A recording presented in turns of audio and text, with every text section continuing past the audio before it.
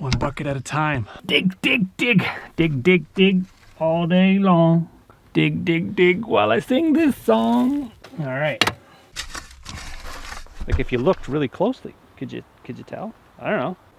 But can we tell where it is? The idea is that it's perfectly concealed, so when you're in it and there's an enemy coming by, you're not going to be found. You can't even tell. Can't even tell it's there. Look it. Done. Well, good morning, guys. Today is a special day because it's a project that's close to my heart. I've always liked digging. So has Dawn. So today's project is we're going to build an authentic Japanese spider hole using some of the primitive tools that would have been used of the time, like a tiny little military grade shovel, some buckets, some old square timbers, stuff like that. And we're going to try to keep it as authentic as possible. Now let's get started. So we're been digging for about 20 minutes now. We're down about 2 feet, 2.5 feet. Our goal is about 5 feet before we start tunneling sideways. So the idea behind this thing is to not disturb the sides because we don't want the sides to collapse. It really depends on the soil consistency you have in your location if you're going to decide to do this. If you're digging in very sandy soil, it has a tendency to calve off. That also goes with clay type soil. If it's very wet, it'll tend to want to collapse. So you gotta use your brain before you decide to do something like that. You know, if the soil conditions don't warrant, you know, a hole that's very deep, it's unsafe. So yeah, use your brain. So yeah, we're just tunneling right now. We're gonna go straight down and then we're gonna go over sideways because we want to have a place to lay down in the bottom of this thing because this is our Japanese spider hole. So we're just gonna keep digging and I'll keep you guys updated. Yeah, we're into the clay layer, so it's a little bit harder to dig, but slowly but surely we're making it. We're making it. Don, what do you think? What do you think? The biggest problem right now? Digging a hole. Is that the biggest problem? Pretty much. Okay, mosquitoes aren't our problem. Well, the black flies and mosquitoes. The black flies kind of kamikaze right to your eyeballs for some reason. It's just strange that they just kind of go for I think they go for the little white catch light in your eye. They just go right for it and they just jam themselves in your eye. But as long as you keep moving and you don't sweat so much and you don't breathe, mosquitoes don't bug you.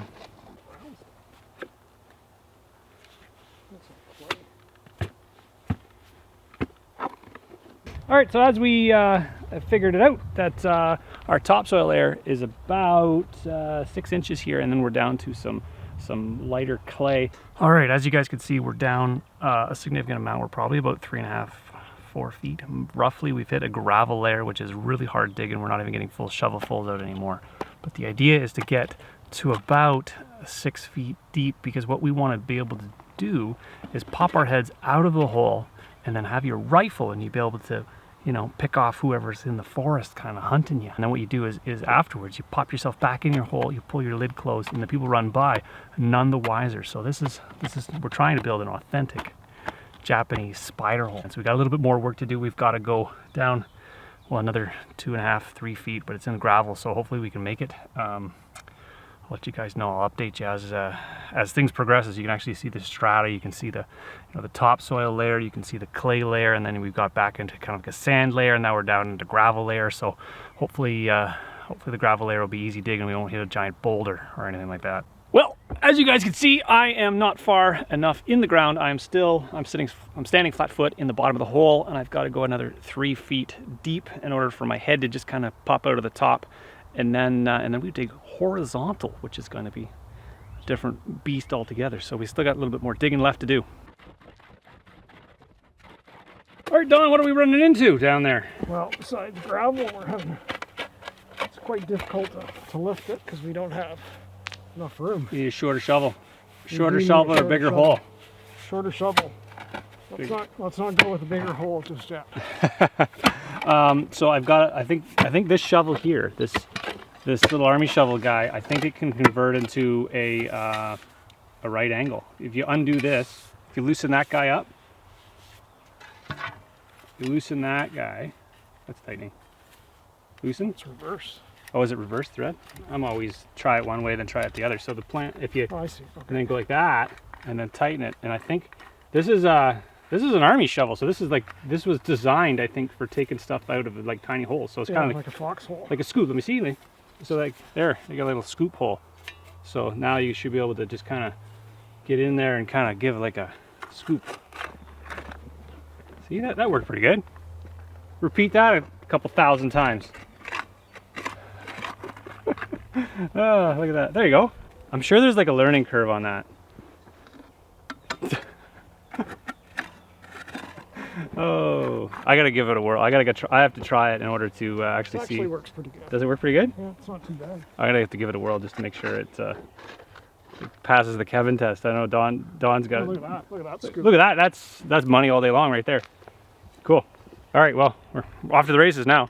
So as you guys know, we started off with the big shovels. Now, the Army wouldn't have had the luxury of having the large handled shovel. They would have had their kind of like pack shovel, which is like this small little Army shovel like this guy. So they would have pretty much exclusively dug their foxholes with these tiny little shovels. So we're switching back because I think this is the right tool for the job in order to get down inside and get the material out of a tiny little hole, because we don't want a huge hole because, well, what's the point? It won't be able to conceal it in the woods.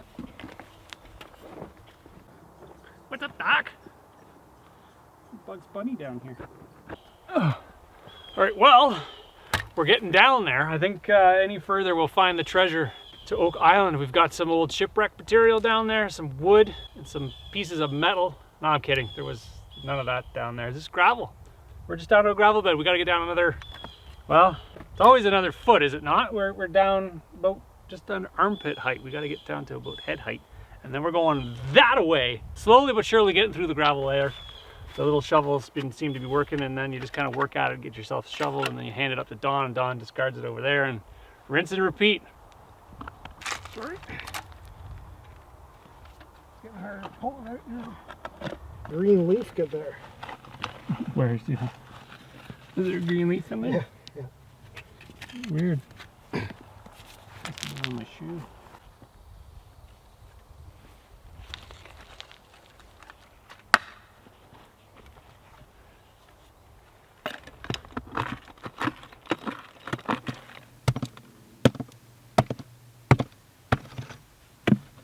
What you got?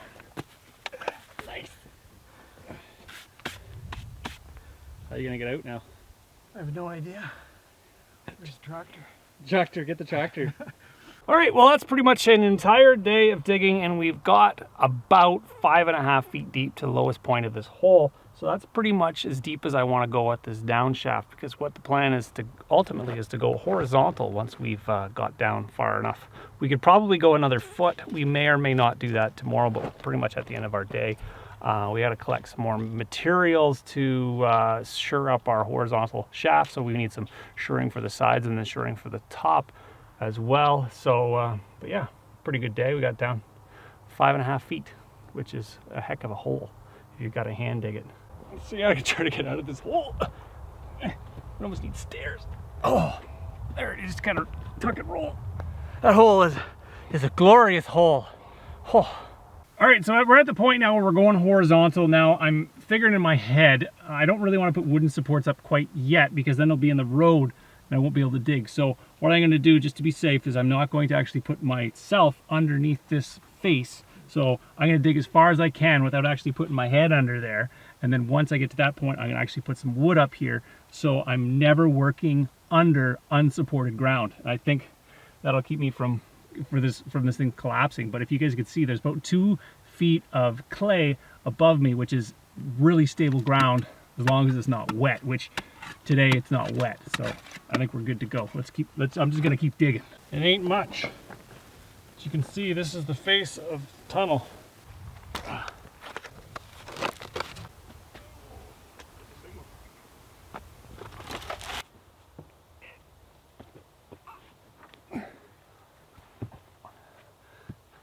All right, guys, we're at the stage now where we're tunneling horizontally into the dirt over this area here. So we want to put a space around 6 feet long in order to comfortably lay down. Over the last couple of days, it has rained significantly, and we haven't experienced any sort of collapse down there, but that's not to say we're not going to start cribbing it. So the plan today is to take our cross members and put horizontal pieces and then some uprights on the side in order to stabilize our dirt above us, because the last thing we want to do is have dirt come down on us. The material I'm using for cribbing is old square cut timbers. Now the plan with those is to put a top horizontal piece that supports my ceiling and then 2 sides. My sides are a little bit long, so I have to cut them first in order to make them all the same size. My horizontal pieces already came that length, so that's kind of the width predetermined that way. So all I have to do is cut the sides, and then when I install them, they'll be even throughout the entire tunnel.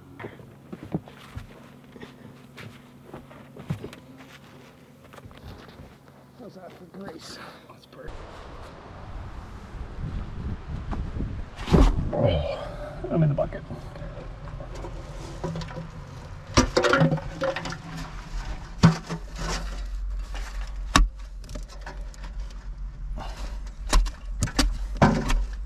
We're in the hole. You guys see this? This is pretty cool. We've got some, well, we've got the start of a hole. You can kind of see over here where we've got the entrance, which is pretty exciting because it feels like we're getting somewhere. We're gonna actually move around, sort of thing. You can kind of get the gist of where exactly we are. So we're gonna go this way about 6 feet, the face of the wall, and as you can see, I don't know if you guys can see up top there. It's the top of the hole. So as you can see, we're pretty deep. It's actually quite cool in here. It's actually it's unseasonably warm today, but it's actually quite nice down in the hole. So anyways, well, I'm gonna keep digging and see how far we get, because, well, talking, more digging, dig.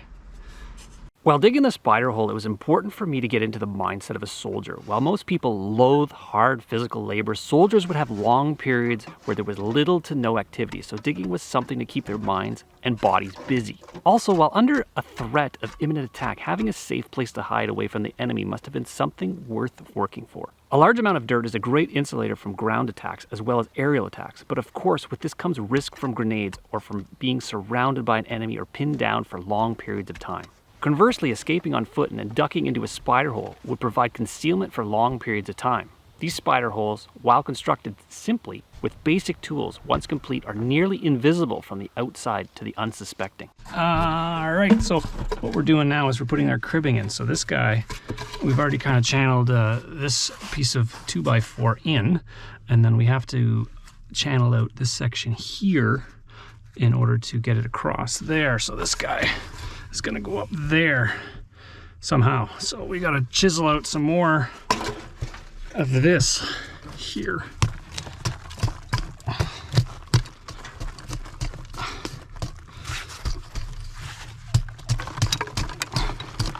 And this is the easy digging, it's the clay layer. So that's the plan there. Dig that out like that. Go all the way across.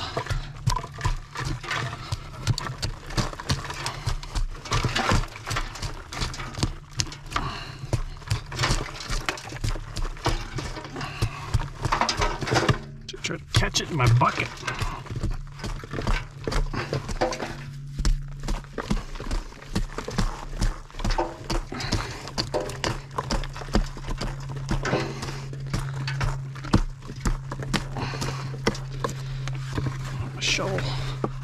The shovel's buried.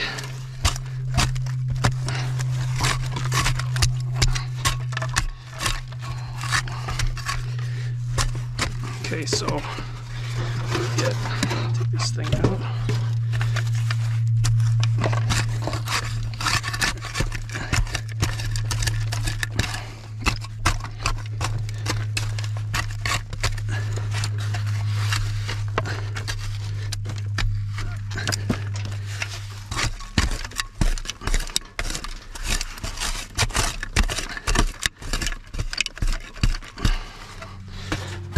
Top piece in. You can kind of see we're almost there. We just gotta get a little bit more under the top.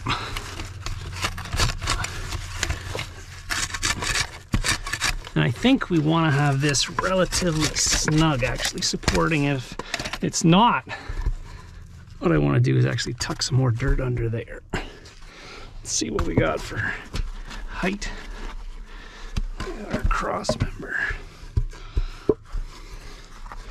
There we go. this side. There. Maybe what we'll do is we'll add some gravel underneath the feet.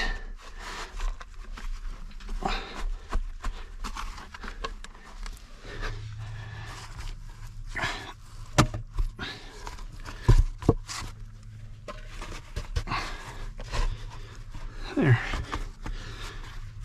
Perfect. That'll hold us up. All right.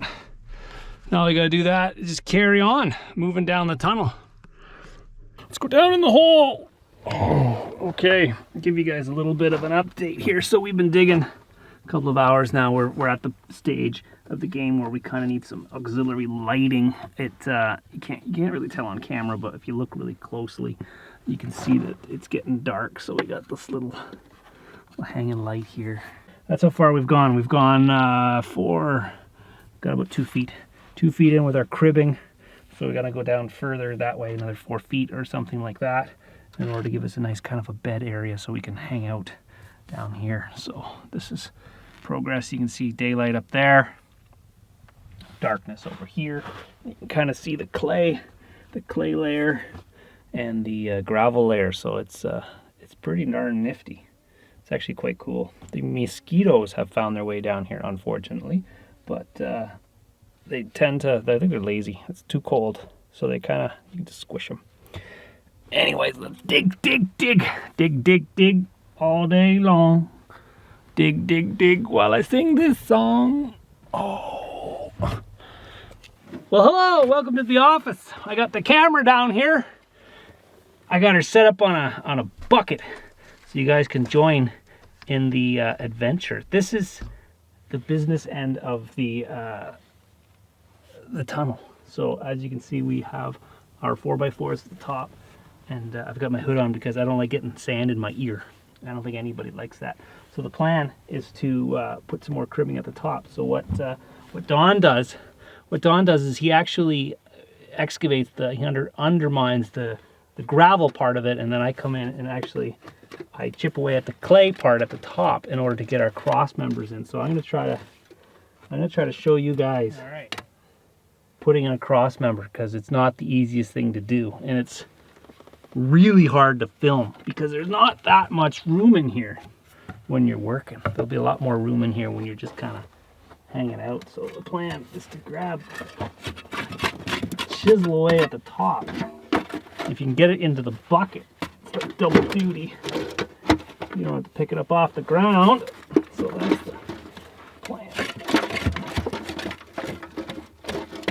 So there we go. Just like that. All right, let's. We got.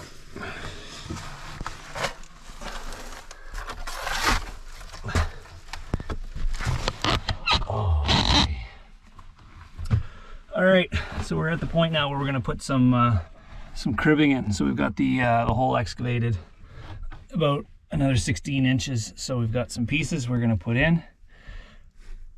You guys can't see much. It's getting really dark because we're further and further away from the entrance. So I don't know, I probably get some better light in here. Let's put this cribbing in and then I'll get a better light. All right.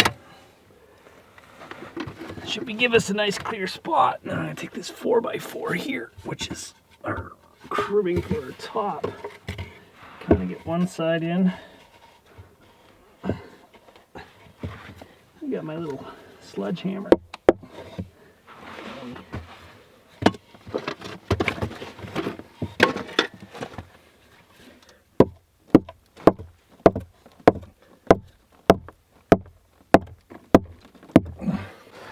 There we go. That one there, we don't even need to cross or the uprights because it's sitting on the other one. We don't have to use, because these are actually 2x4 wood, actual old school 2x4 wood. So it's extra thick, so we don't have to go as many uprights. So anyways, that one there is in place. So we're friction fitting them, and then when to hold them up, we're actually making the space shorter, and then we jam our side pieces in. So there you go. That's one more cribbing. That's another 4 inches of cribbing. I got some sand in my eye now. Ah! It's all good, right? Okay. I'm gonna get you guys out of my road because you're taking up like, 5 square feet over there. Whew. All right, more digging. Can we see what's going on in there? Holy moly, it's dark. There. So we're taking the face.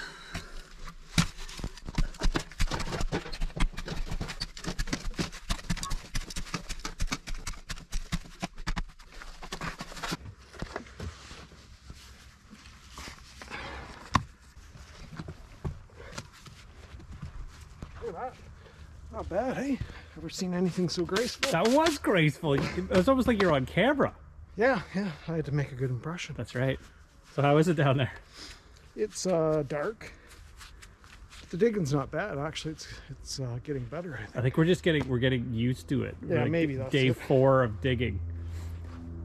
It's crazy. All right, let's keep digging. I'm going in the hole now again.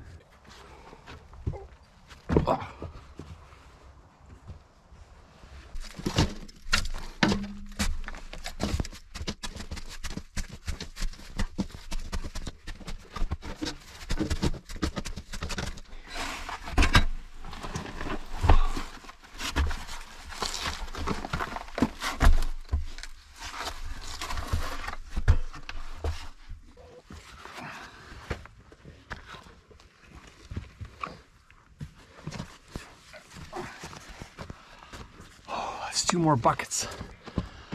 1 bucket at a time. We're making her further into the horizontal part. It's coming along. I'm very pleased with how it's coming. 4 buckets.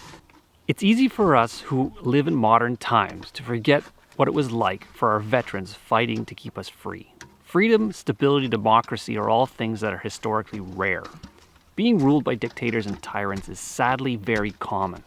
Being free to decide where we want to work, to have regular food on the table, to be able to move around freely and decide what we want to do with our body is something worth protecting. It would be remiss for me to not take the time right now to thank all the brave men and women in our armed forces who continue to keep us safe from the world's dictators.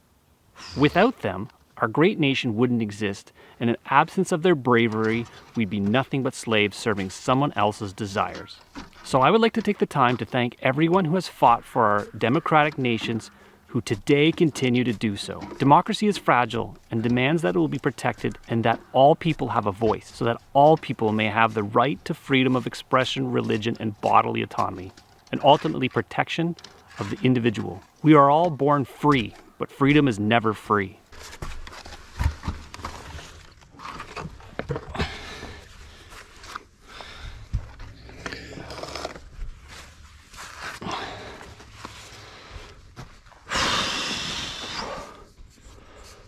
I don't know if you can actually see this, if it's wide enough to actually see what I'm doing here, but so I'm at you guys are in the actual unsupported area of the tunnel, and I am underneath the supported area of the tunnel. So the plan is to put the horizontal pieces up and the side cribbing to hold us from collapsing.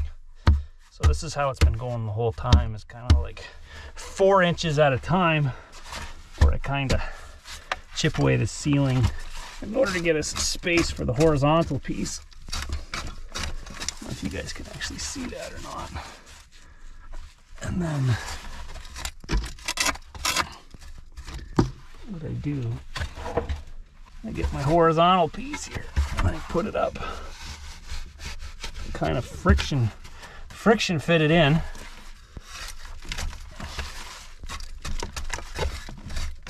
A little bit on this side.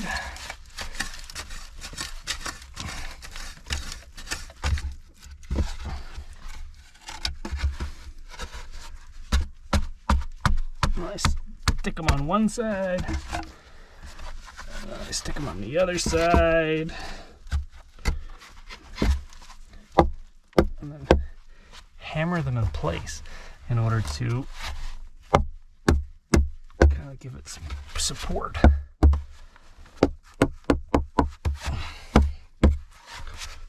And then you rinse and repeat through the entire process. All right, update time. We're in the hole. What do you think, Don? It's pretty neat, isn't it? Where? Look at the stone I just got. That's a big rock. You're gonna put that on your mantle at home. That's a big. That was in the floor. That's they're not good sleeping quarters. So what we're working on now is the smoothing out the floor, because this is the bedding area, and we don't want large rocks there. So that's kind of the length of our tunnel has been completed, which is kind of cool. As you can see, it's not the largest of tunnels, but it is my tunnel. So what do you think? You got two people in here. Like, worst case scenario, Yeah. you could have cozy. two. Yeah, you could have one guy up the spider hole, you know, defending the hole, and the other guy kind of napping. Yeah, one guy on watch, one guy in the hole, relaxing. Yeah, so this is you can kind of see our cribbing at the top, very secure. We're in I'm in about 6 feet into the hole near the back of it.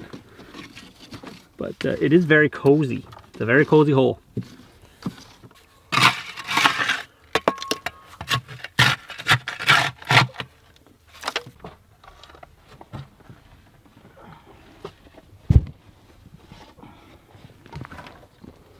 We use square timbers in order to hide the hole. So we laid out loosely the dimensions of the hole using the square timbers, and then we tacked on another piece of wood to the side to hold them all together. And then we proceeded to cut a smaller access hole in the middle of it, which we can remove, pop on and off in order to gain access to the spider hole. We then recessed the hatch by digging out some of the dirt in order for the hatch to be level with ground, grade level. And then we took all our pine needles that we pulled back and we respread them around the access hole in order to conceal it even further. So now what you have left is a very concealed hidey hole. So if you want to get into it, you kind of have to look for it. There's no real distinctive markings on where exactly it is. So I think it's a success.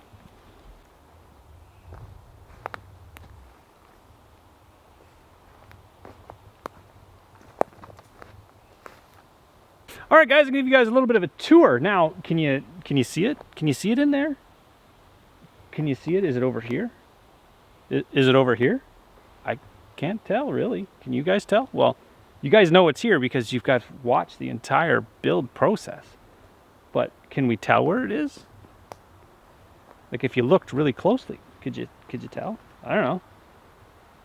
I know where it is because I can kind of see the handle, but you guys probably can't see it because it's very concealed. So the idea is that it's perfectly concealed, so when you're in it and there's an enemy coming by, you're not going to be found. You're hiding in your spider hole. So have a look.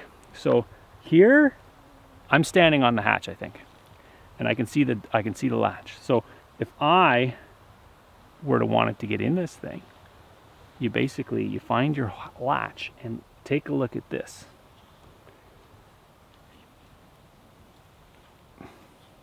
There.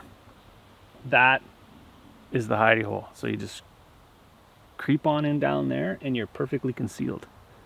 I think this is a perfect success. Like, this is more than I hoped for. It's like the best hidey hole ever. If you were playing hide and seek with somebody in this forest, they're never gonna find you. You can't even tell. Can't even tell it's there. Look it. Done.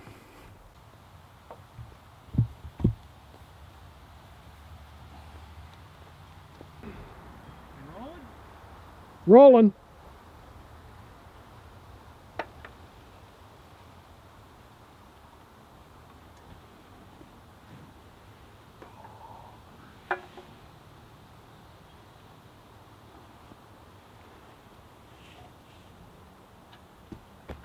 Well, guys, I think this is as good a time as any to give this thing a try out. It's sky's kind of opened up. It's started to rain a little bit, and I figured this is probably worst case scenario for this sort of situation where it's raining and you're in an underground fort. So I brought some items that are sort of authentic military gear. Sort of, I don't know if it's standard issue, but this was sent to my brother by a person in the military. So this is, I don't exactly know the name of this thing, but it's a little tiny camping stove. So as you can see, it's about the size of a deck of cards, and it's got a couple of rivets on the sides. And what happens is you take this thing and you slide it open. Okay, so I don't know if you guys can see that very well, but and then what it does is it turns into, come on, I can't. It's about as hard for you guys to see it as it is for me. So this little guy slides out and it turns into a little table. So that there, and it comes with fuel source with these little pucks. And I don't exactly know what the little pucks are, but there's some sort of fuel source. I don't know if you guys want to leave a comment down there. I don't know what the pucks are. You can light them with a match, and they sit on top of this little guy here, and then your can goes on top of here, essentially giving you a little cook surface. So you can cook a can of beans, or, well, anything that you can fit on this little table, which is really cool. So that little guy there is my cook stove. You see that? I apologize for the lighting in here. It's kind of dim. So anyways, that's the cook surface there. I'm gonna fold her back up. Actually, I'll just leave that thing over there. So I got some other goodies. So then you got your knife and your fork. Little guy you can fit in your pocket. Again, little tiny stuff. So like the creature comforts that would be useful in an emergency situation, you know, just to kind of give you that sense of home. So you have your cook surface, you have your eating utensils. And then, where's my other guy? Oh, the little guy. So now, I didn't actually open this guy up because it's kind of delicate. So this little thing could fit in your other pocket. So what it is a cup, a foldable cup. The idea is to get it deployed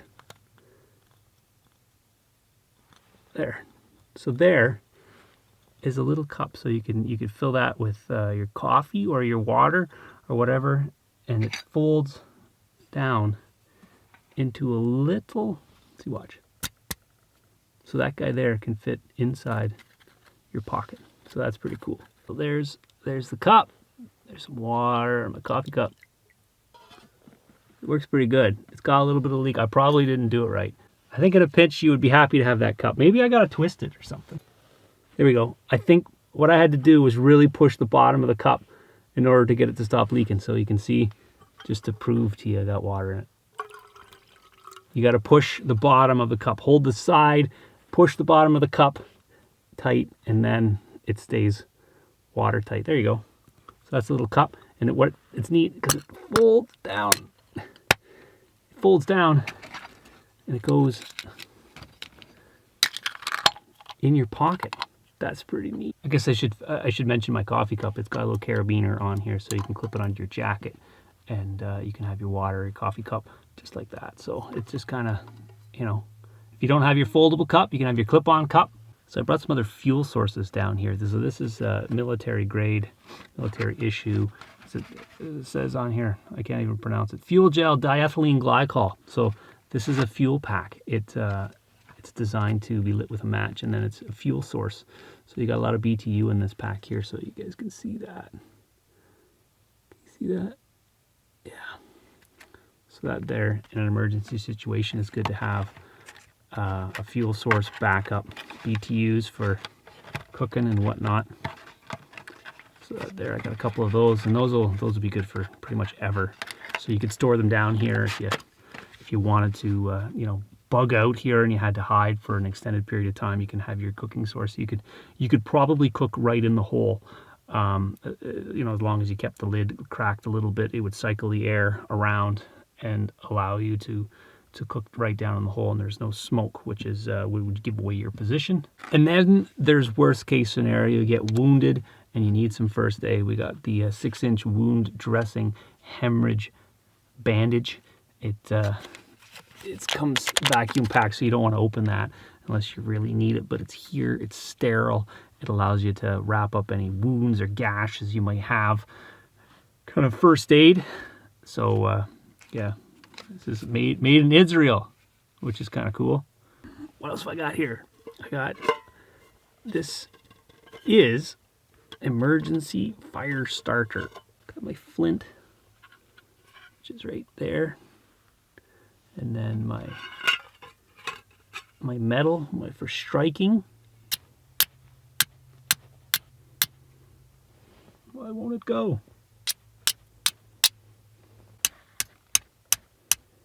Light myself on fire.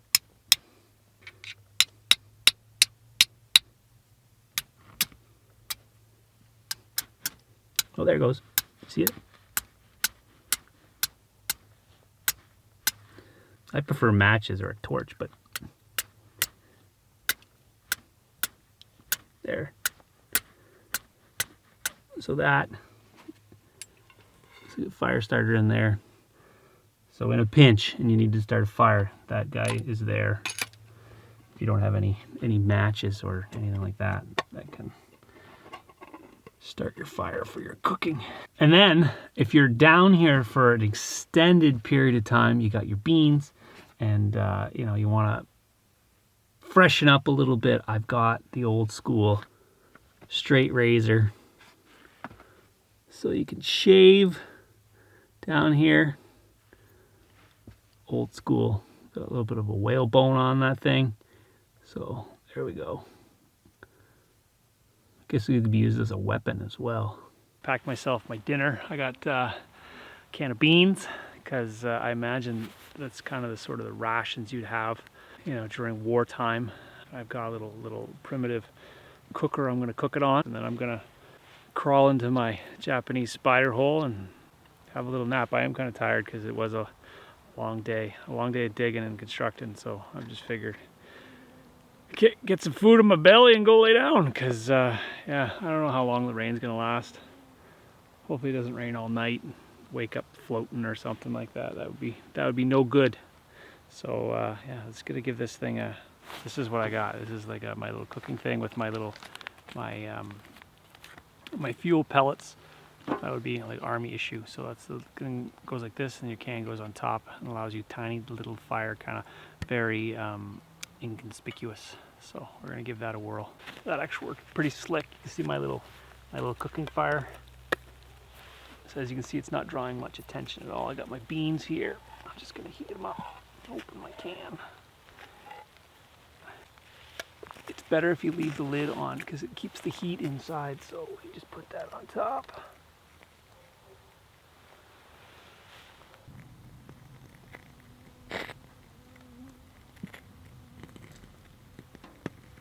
I'm pretty impressed with that little stove. It's actually got little bubbles coming out of that thing. That thing, I can't even touch the can. It's that hot. It's bubbling. I think it's done. I don't want much hotter than that because I have to carry it down into my bunker. So I don't know how you put this thing out.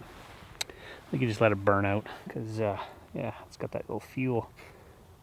Ooh, she's hot. Anyways, I'm gonna get that sorted, crawl into the spider hole, and turn out the lights for the night. Just gonna crawl down there, set up my bed because it's getting dark. So I don't know if I can fit down here with my jacket on. I feel like I can fit. Just ever so suck it in there. All right, there we go. I get the bottom. Got my beans. All right, see you guys in the hole. All right, welcome to the inside of the spider hole. So I gotta get situated here because it's not exactly the most accommodating place with the camera. Anyways, it's dry. Report that. It's perfectly dry. It's actually quite comfortable. It's really humid outside, so in here it's actually not as humid, which is surprising. And it's really quiet. I guess because we're kind of underground. Anyways, I'm gonna grab my spoon so I can eat my beans. They're getting cold. I'm gonna set you guys up. Oh, they're perfect.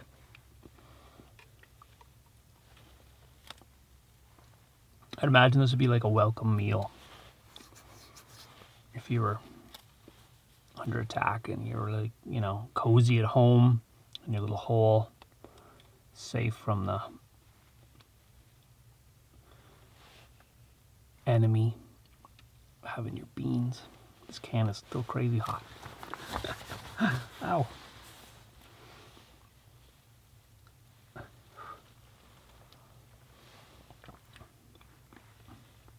These are really good. Bush's best beans.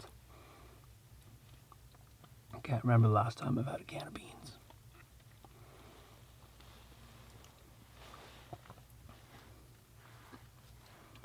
It's surprisingly cozy. Although I can hear a couple mosquitoes that came in. That's all I can hear is mosquitoes. There's no other sounds but the buzz of mosquitoes. I'll have to get those things before I go to bed. I have to give you guys a little bit of a tour down here. Got a little lantern off to the side there. It's pretty much giving me most of the light. And we ended up digging a kind of like a sinkhole right at the door, and it's kind of like a cold trap. And what that does is any kind of cold air that comes in from the hatch will sink down into that hole, kind of keeping yourself a little bit warmer up in this level here where we're laying. So that's the with the cold thing. And also it you know, in the event, just like you get a fuzz on you, in the event of a grenade, say, attack and it came in, you can throw it inside the hole and it offers somewhat of protection. From what I've read anyways, I'm not an expert by any stretch of the imagination when it comes to this. There is, we did punch some air holes into the lid itself, so there's oxygen that's coming down, because that's something you want to be conscious of, because you are in a relatively enclosed space. You don't want to be burning any sort of, well, anything. You don't want to be lighting candles or anything like that. If you know, required to, you'd probably want to use them sparingly. But if you had some sort of chemical lighting, like a glow stick, or even yeah, pretty much that, or like battery lamp, because they didn't have them back then. But yeah, for a guy that doesn't like noise, this is like the perfect spot once I get rid of those mosquitoes. What I was thinking of doing is maybe carving a kind of like a little shelf on this back wall, because I want a shelf. Put a little candle up there. I know I said no candles, but I think what'll happen is anything will come up and kind of go out the vent hole. So I think I should be okay. So if I carve a little shelf in the wall, you guys see that little shelf? It's kind of hard to see. And my matches, and my little tea light.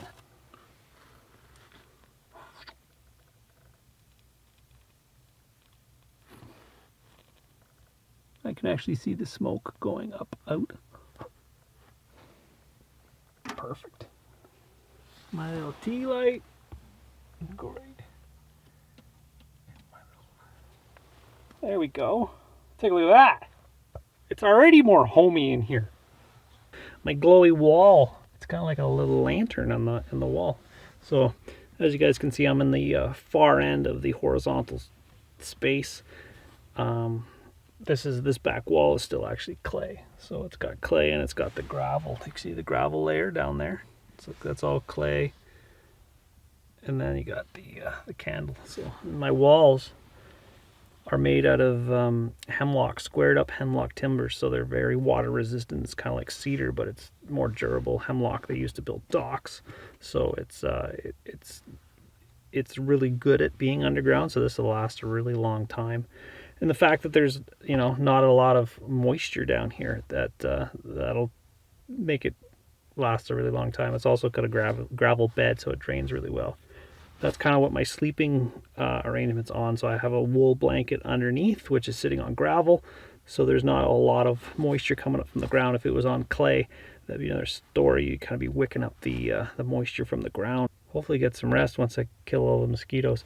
Yeah, I will see you guys in the morning. Oh, that was a terrible sleep. I ended up kind of putting my jacket back on and my raincoat and actually sticking my head underneath there because I don't know, the mosquitoes just keep coming in. It's crazy, and they're just incessantly buzzing. I had a terrible sleep, so and now I've got to get out of this hole, and well, I don't know if I can.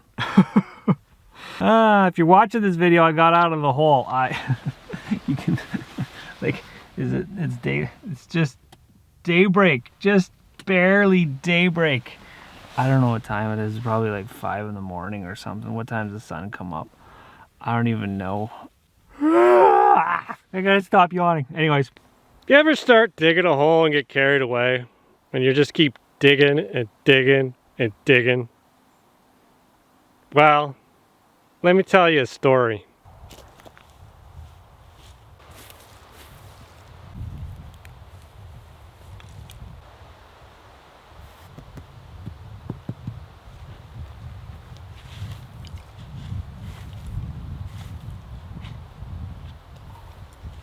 Oh, well, good morning, guys. Welcome back. We're back in the hole today. So I've got some big plans for this hole. It was a successful spider hole. Now I want to make it into like a full-scale living quarters down here. So it's been a couple of weeks. It's been about a month or 6 weeks or something like that. We can kind of see the hole hasn't really changed at all. It seems to be weathering well. Even my cribbing is all it's well intact. It looks like it's doing really well, but you can see it's actually quite cool down here. My back wall is still intact. My cribbing is still intact. Everything is hunky-dory. So my plan today is to start the main living quarters. So what I want to do is I want to extend that back wall into a full-scale living quarters. So, you know, a bed, some place to sleep, a place to cook, some place to hang out. But again, it's all sheltered, very clandestine. So everything's going to be excavated from that tiny little hole up there. Let's get started. First, what we got to do is actually take out our pine needle material, because that's important. We don't want to put any material on top of our pine needles because we want to be able to rake it back and make sure it doesn't look like anybody's been here. All right, step one completed. We've raked out all the forest floor debris, all the pine needles that were hiding our spider hole have now been removed. Now that gives us a place to put all our excavate. Is that like a verb? An excavate? Our pile of dirt that we're going to pull out of our living quarters is going to be piled here before we move it to a different location.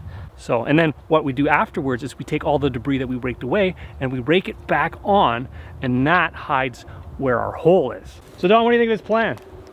So far, so good. So far, so good. We haven't told them exactly what we're doing. I've kind of given them an indication that we're building a living quarters, kind of where you're standing, right below you. Right. How deep are we going? 6 feet. 6 feet at least. Well, like probably 6'5". Get a little bit of headroom. You think you can pull the hatch off? It's probably. Oh yeah, there you go. Don't fall in the hole. Uh-oh. There. Push. There we go. That was not. That thing is 4-inch solid timbers. You could park a truck on that thing. It's not going through. So we're just going to put that aside. We're going to put that back on. There's our opening. What's happened here is that this guy, the top roof section of it, is sitting on top of these side pieces. And there's a possibility that this section here could collapse, pushing these this way. So I've got a solution to that problem. I'm going to actually put a piece of wood here in order to prevent it from kicking out this way. So it's going to be screwed down below and then up above. And everything's going to be tied together, so there's no way for the sides to kick out, because that would be a bad day.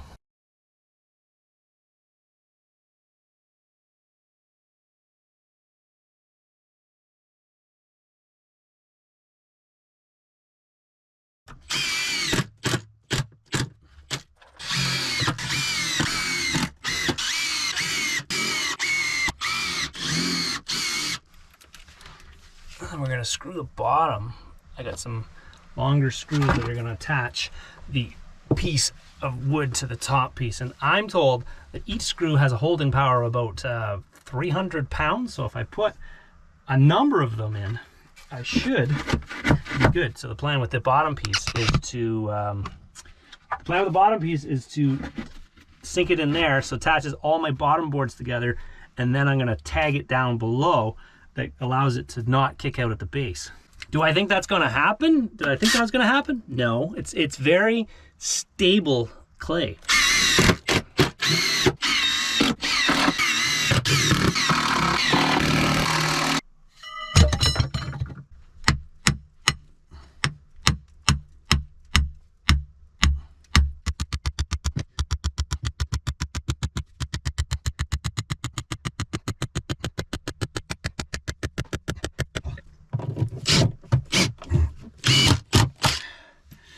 You can see my stake. There's my stake. And that allows the wall to not kick out at the bottom. I got 4 of those guys. That should hold my tunnel from caving in.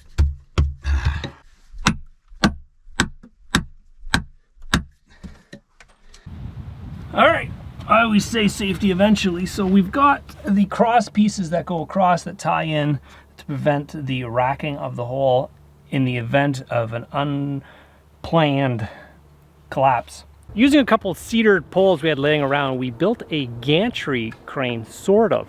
It's kind of got a tripod, and then there's a long stick with a hook on it with a piece of rope. And the idea behind that thing is that we don't have to bend down to get the buckets out of the hole. So we can fill them up, we can hook them up to the hook, and then we can proceed to kind of lift them out and then pivot onto solid ground, dump the bucket, rinse and repeat, because we have to move a pile of dirt.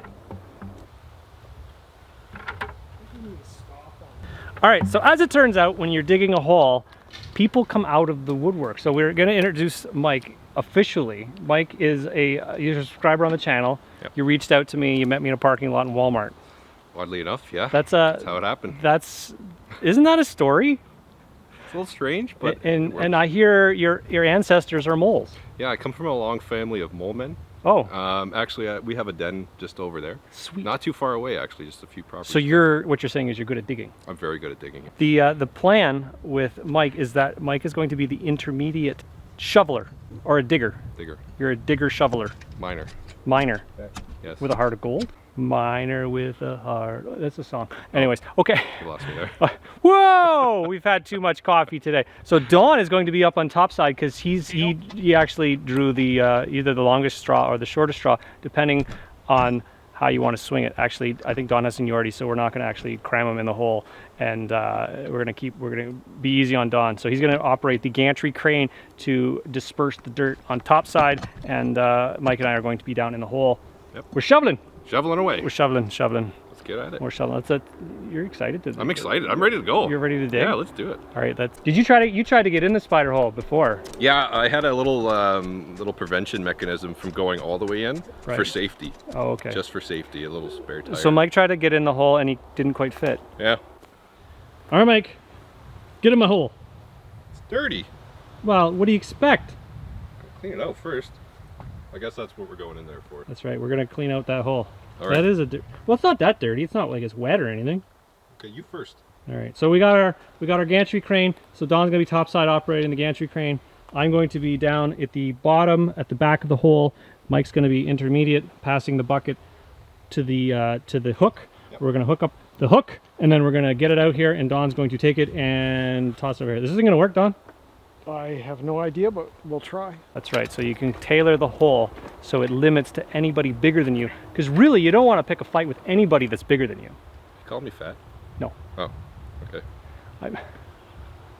I'm just saying, if I wouldn't want to fight a larger person, so if they can't get in my hole, they can't fight me. That's right. It's safety. That's right. Safety's number one. So anybody that's smaller than me, I could probably take them and they can get in my hole, or equal size. Get them stuck? I don't want them in my hole, really. Okay, stay away. Ideally, nobody gets in your hole. Ideally. You want to keep a nice, clean hole. All right, let's get digging. All right. You are hooked? Okay. Yeah, give her.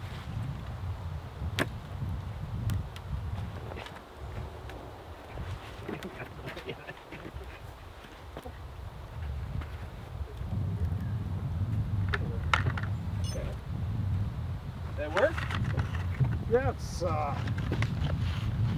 it is quite heavy though. I am a dwarf and I'm digging a hole. Right. Diggy hole.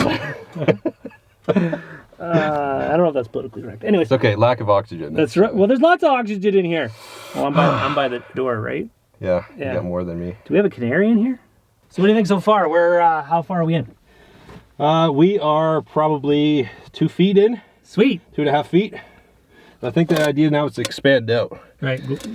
Go to the sides because we want to put 8 foot. We want 8 foot by 8 foot by 8 foot cube in there. Big room. The rec room. That's the rec room. So yeah, that's the idea. So we want to go to the right and to the left, and then eventually, once we get enough in there, we can actually put some stabilizers in. So you want to stay underneath this cribbing in order to, well, stay safe, right? Nothing's collapsed. Nothing's come down that we haven't really wanted to yet. No, it's very stable actually. We're hitting the layer of gravel. It's like building a giant sandcastle. That's it. So as you can see, it's very it's roomy. It's roomy in here. Cozy. It's actually quite cool. Don's up top and he's mastered the art of flinging the buckets out of the hole. It's a learning curve. You got to get about 12 buckets flung out of the hole in order to actually figure out how that gantry / spring-loaded thingamajigger works. And you got you've opted for a larger shovel, not the entrenching tool. This has got a little bit more weight behind it as well. Yeah, yeah. So it's easier to dig, and we can make this. It's good that it's air conditioned down here. It's nice actually. I'm the intermediate guy. We're taking turns digging. So I hook up the bucket over on that side, and then Don flings it up. So we're good. It's working. All right, let's keep digging. Let's keep digging. Dig, dig, dig. Dig. Hot diggity.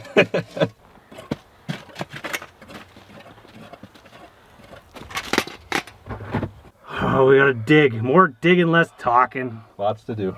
If anyone has ever taken a shovel and tried to dig a hole, they realize very quickly on how hard it actually is to dig a hole and how very labor intensive it is to make a hole. Whether you're digging fence posts or you're digging a hole to plant a tree, you're going to run into all sorts of different types of soil. And in this case, we ran into very clay-like sand near the top of the hole, and then we ran into some very hard-packed gravel layers near the bottom of the hole, which created sort of a problem near the bottom because it was where more effort was required in order to actually remove the material. We tried to keep this thing authentic as possible because we wanted to maintain an underground bunker. So we had limitations on where we could actually remove the material. Because we wanted to maintain our secret structure of our hole, we had to bring all our excavate out of the spider hole, which is the original hole. So we did it bucket by bucket, shovel by painstaking shovel. Now, if I was to do this again, would I employ this method? I'm not sure. And to be quite honest, those other videos that you see out there of, digging a fancy pool with a stick and a couple of guys in a weekend or something, I don't think those are legitimate videos that are doing it by hand. I'm almost certain they have some sort of machinery and a crew of dozens of men digging. It's physically impossible to do it given the time frame that they say they're doing it in. To give you an idea on how high we are, I'm standing flat foot in the hole, and then I've got, you can see how it dug down. So this is the gravel pit. So you can see the kind of the strata, and then you're in the clay and the sand. So we want to secure this area here. Go one little bit at a time.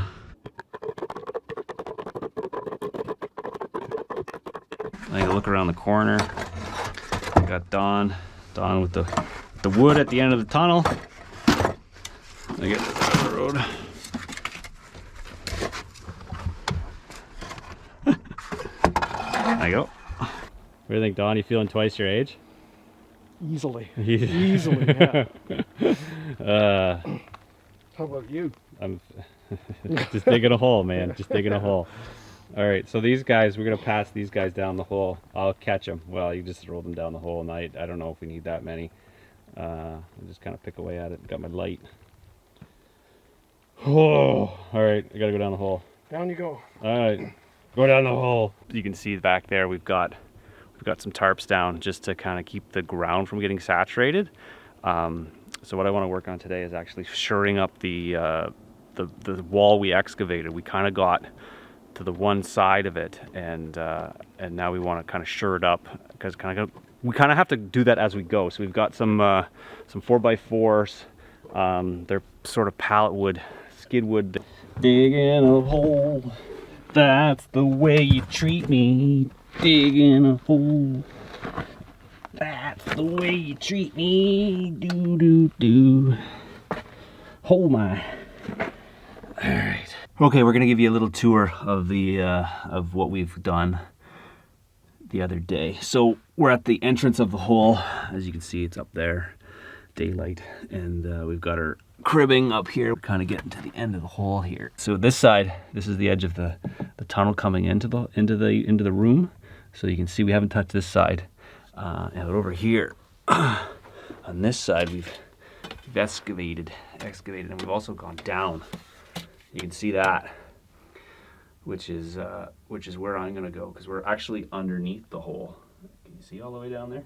It's been solid so far. We haven't actually seen any kind of calving of the face of where we're digging, but I don't want to get in a situation where it's going to start calving. But it is, like I said, it's clay, so it's very stable. You got to really check your soil conditions. You can't do this in every type of soil.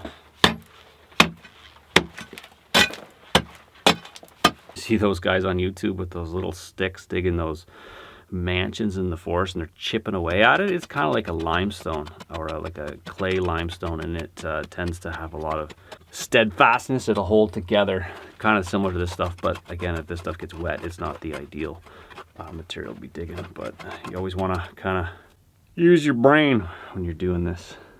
All right, so we're gonna add our shoring on that side.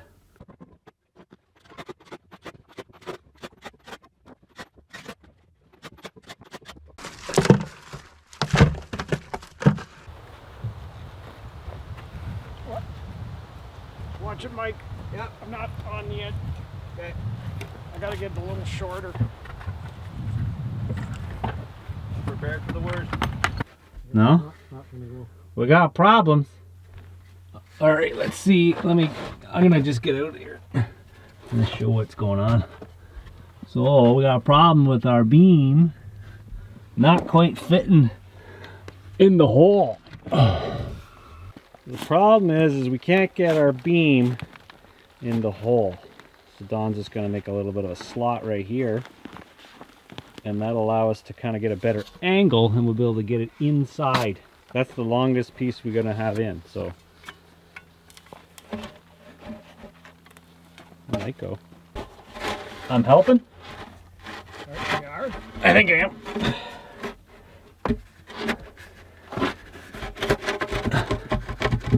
Come on. All right. Think she's gonna go? She's gonna go. All right. Oh yeah. Now what are we gonna do? Oh my. Well, that was an ordeal. We got our back wall in with our 4x4 cribbing, and we got our main beam in. The main beam is actually, we dug it down into the floor, so it can't kick out this way.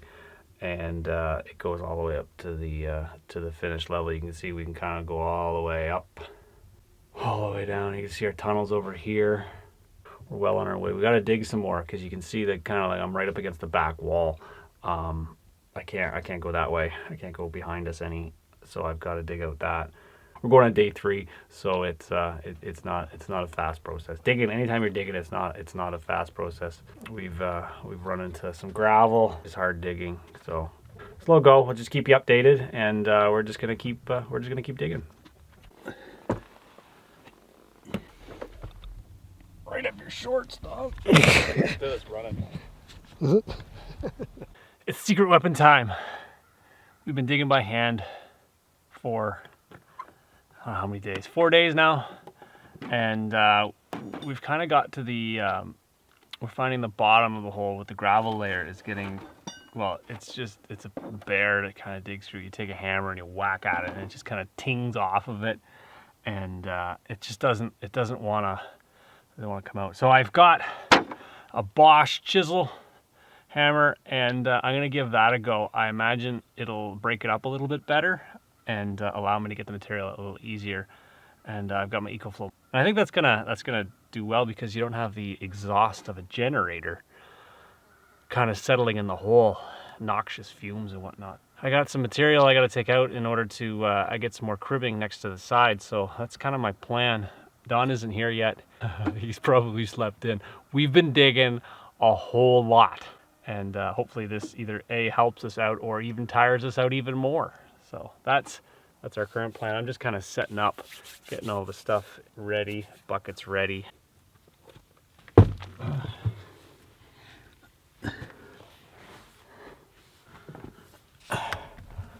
Hello. All right, in the hole. It opens up a little bit at the back, so that's where we're gonna go. Today's project is to excavate down right here, which is the floor of the tunnel, because I kind of wanted a ramp into the thing. Because if we dig up too far, what's gonna happen is we're gonna pop out of the ground. It goes down. So you got the shovel down there, and then you can see the gravel bed layer there.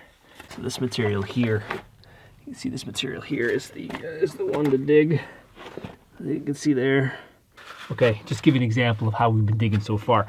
We've been using pretty much a hammer, and we're digging, scratching away the material like this. And you take this. And then you find a rock, and you kind of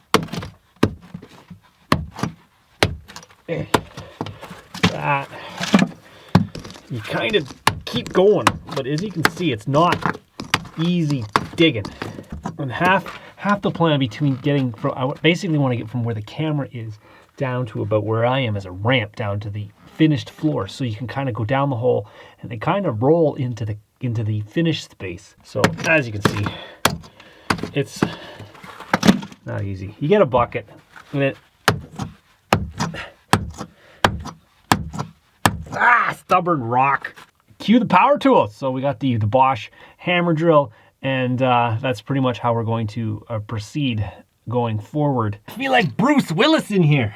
It's got the giant duct feeling to it. Got the earmuffs on, so it's nice and quiet until it's not quiet. Okay. I have a shoe tied. Safety first.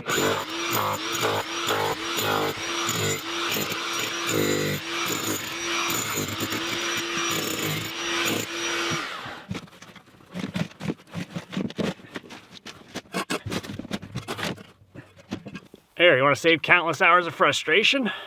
Take your cord and you kind of tie it in a knot, but not in a knot, kind of like where it connects, like that, and then it doesn't pull apart on you. Hours and hours of frustration saved that way.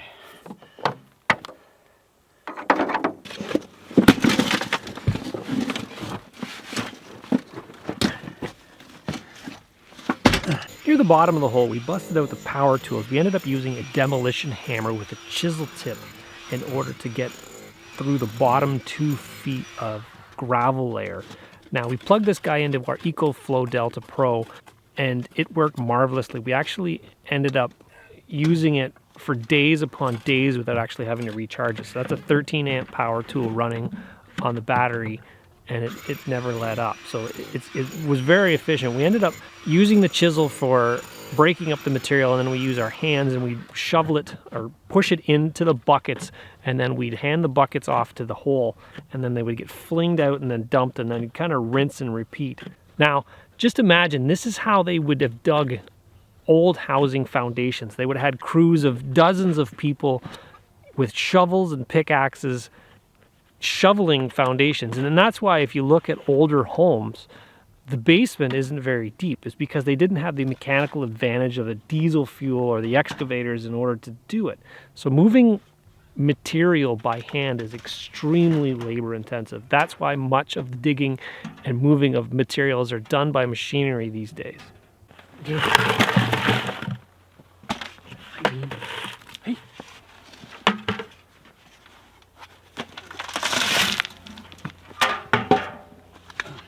Well, I'm at the stage of the build now where I kind of want some permanent lighting, or even some really good temporary lighting. I've got a pigtail down there that's got a 100 watt LED light bulb, which uses 10 watts. I'm going to plug it into my EcoFlow Delta Pro. And that's going to give me lots of power down there, lots of light in order to see. I've also got my Makita drill batteries charging because, well, I need a lot of battery power down there in order to run the drills. So let's get back to work. All right, guys, another day. Guess what? We got some light. We got it hooked up to the EcoFlow. We made some good progress lately. You can kind of see we're getting further into the hole, so you can give you a little bit of a tour now. We've made some pretty good progress. We've got the back of the tunnel excavated. We've got our supplies. We've got beside the tunnel excavated. So you can kind of see the clay layer, and then you can kind of go down here and you can see the gravel layer. That was an ordeal. All right, so at this part of the game, you guys are probably wondering, what is the best tool to be digging a hole? Well, it has a lot to do with what kind of soil you're digging in. If you're digging at the beach, you know, a pointy general dirt shovel works really well. Something similar to this guy here. So this is the optimal kind of beach shovel. But if you're digging in any kind of hard stuff, what I've been finding is the best thing to use is a pick. So either a pickaxe, or I've been using like this guy here, which is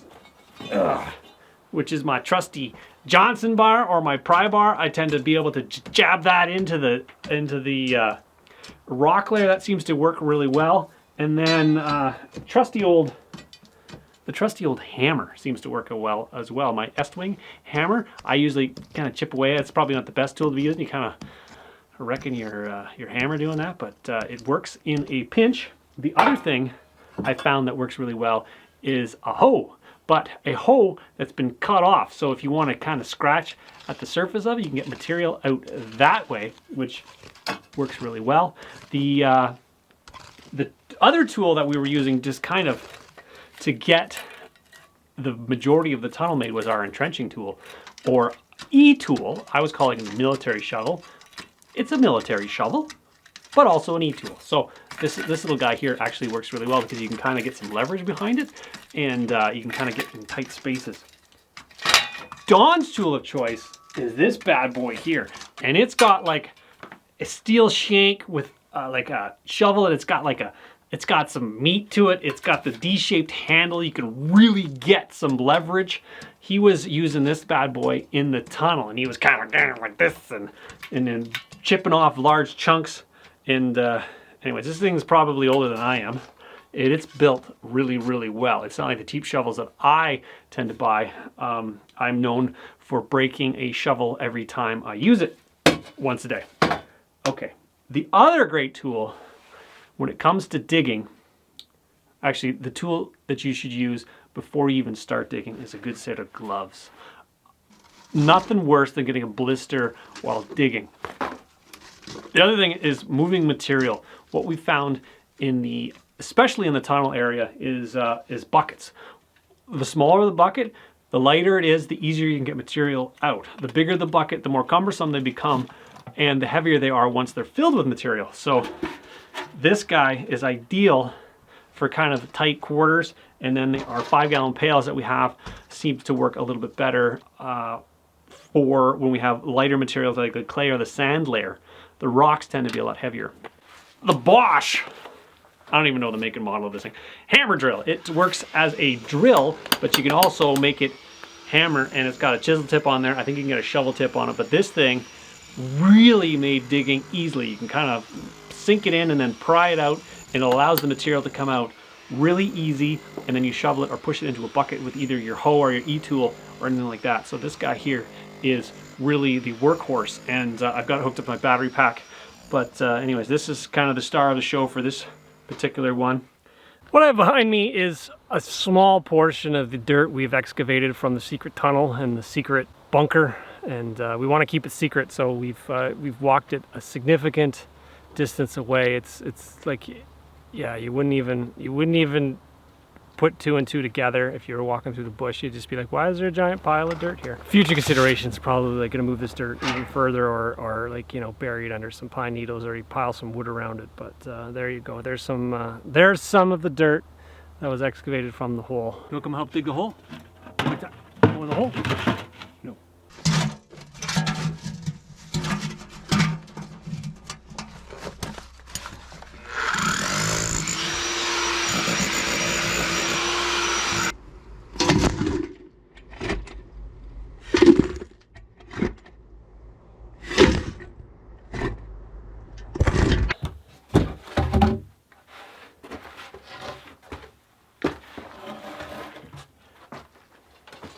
How's that for temperature differential? It's crazy cool down here. It's 54.1. It's because I touched it. Fahrenheit, which is crazy cold. It's actually quite enjoyable down here. Top side is significantly warmer. Don's top side, he's actually handing me material down so we don't have to go up and down that hole so frequently. We're going to be working on doing this wall here, which we've got it pretty much excavated, and then we're going to slide in our 4x4s. So I'm pretty confident that we can proceed here relatively safe now. We haven't had any kind of material hasn't actually come down, which is good. We're gonna carry on building these walls because well, they ain't gonna build themselves. All right, so over the last couple of days, we made some pretty good progress digging and more digging and just continually digging and digging some more. And it's good to kind of change it up a bit. And we've started securing our walls. Dawn is just in the process of actually cutting up little blocks because our cribbing isn't quite long enough. This is all we have. This is skid wood, rough sawn skid wood, and it's going to hold up our wood, our dirt from caving in on us. And so yeah, so they're about 36 inches long, and we need about an extra 11 inches to get us from post to post. So the posts are there to give us pretty much our structural integrity, and this is kind of like to prevent the walls or any debris coming off of them. It also gives us a defined space of the actual underground bunker. We need about 30 of them per side to get our walls up, and I think we have enough. So it's always about having the same amount or enough of the same amount or size, dimensional material in order to actually build what you want. So we might have to, we're gonna switch over the back wall to a different type of material because we don't have enough of this square stock. So anyways, we're just gonna carry on, just keep building. I think our next step is to put an elevator in because going down this hole is getting old. Oh, okay. Gonna keep it as a secret tunnel. We gotta sacrifice some comforts. They just put a man lift up here, Don. What do you think? Just like an elevator shaft. Just hook you up to the. What is it? The brandle? The brandle or the gantry? Gantry. Trebuchet? I don't know. Teepee thingy? I don't know where I came up with brandle. Brandle? Is that a word? Don doesn't know. Anyways, so we want to keep it as a secret tunnel because well, this is really cool as a secret tunnel. All right, I'm bringing some screws in so I can get my walls up. It's considerably cooler down here, Don. Going for the afternoon shift. Into the tunnel we go. I'm kind of thinking we should probably make this tunnel a little deeper. We kind of got tired of moving dirt, so we're gonna keep it as a secret access tunnel. As you guys can see, we're well on our way. It's significantly cooler down here, which is awesome. And yeah, I just gotta hang up the light. Give myself a little bit of a better light up here. Okay.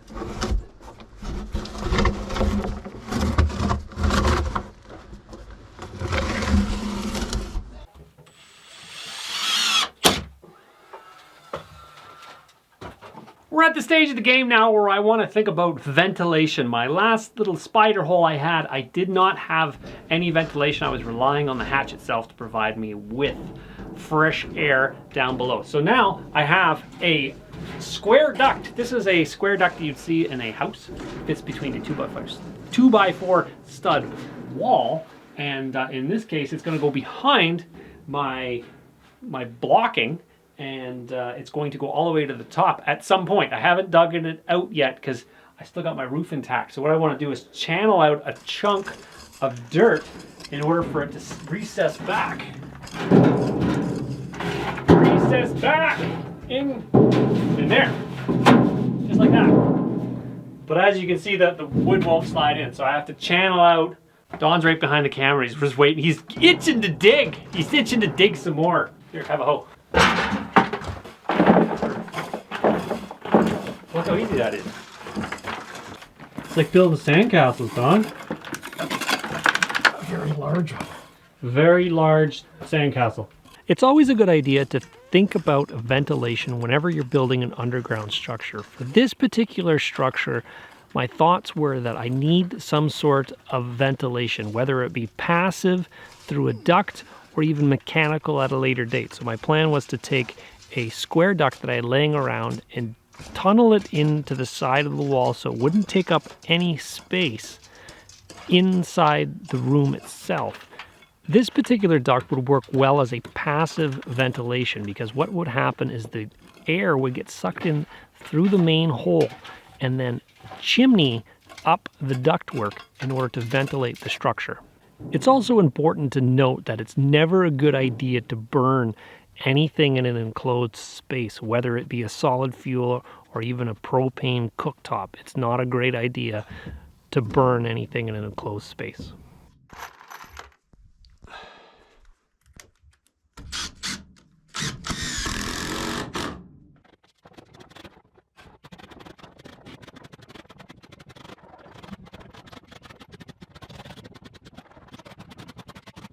Well, you certainly won't have to look hard to find a stud to hang your towel rack. It's definitely a solid box. There's no going through this thing. It's close to a bomb shelter. So we've got our duct here, which is going to be our fresh air intake or exhaust. It's going to vent all our stuff out. We have to dig that in from the top side.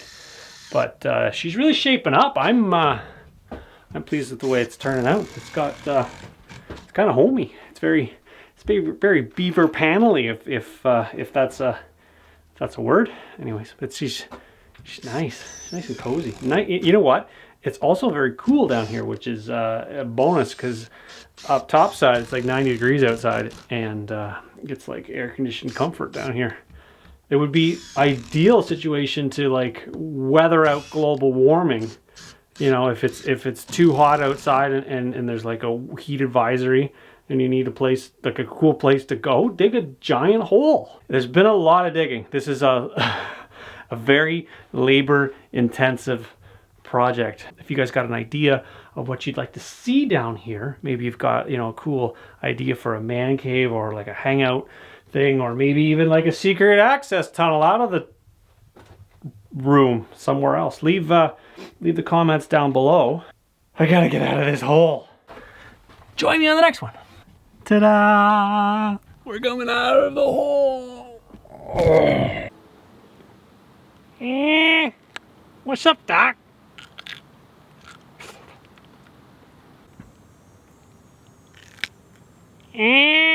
What's up, Doc? I'm out of the camera. Fuck.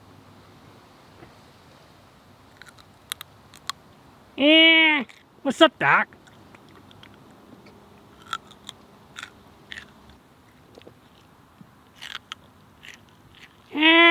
What's up, Doc?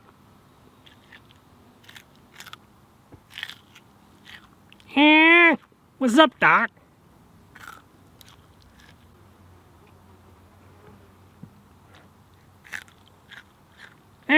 What's up, Doc? Some people are reluctant to dig a hole because they think they're gonna get buried in sand. I don't know. I don't think it's that bad. Some people are reluctant to dig a hole because they're worried about getting sand everywhere. You know what? It's not bad. Nothing like a dirt nap. Sleep when I'm dead, they say. Pretty darn close. It's a dirty job, but somebody's got to do it. Are you buried up to your neck in responsibilities? I know I am. You ever go to the beach and have sand in your shorts? This is next level. I think I got some in my teeth. Ah. Well, good morning, guys. Welcome back. Today is a special day. It's a special day because I'm up extra early because my plan today is to spend 24 hours in the spider hole. Now, you're probably thinking that's not a big deal, but the problem is there's nothing really down there to make it comfortable. So the plan today, I've got a little bit of housekeeping to do topside before we actually get in. That's why I'm up so early. It's about 7 o'clock right now.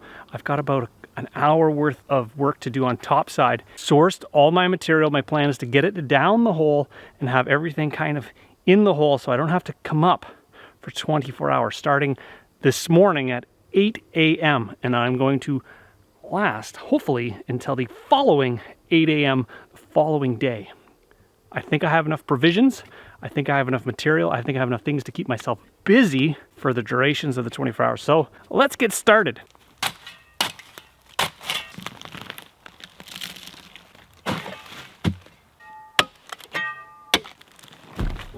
This hollowed out tree stump is going to be my fresh air intake. It doesn't look out of place in the forest because it is a tree stump. So I've got a little off centered in order for it not to be directly straight down, so the rain doesn't just kind of shoot down there.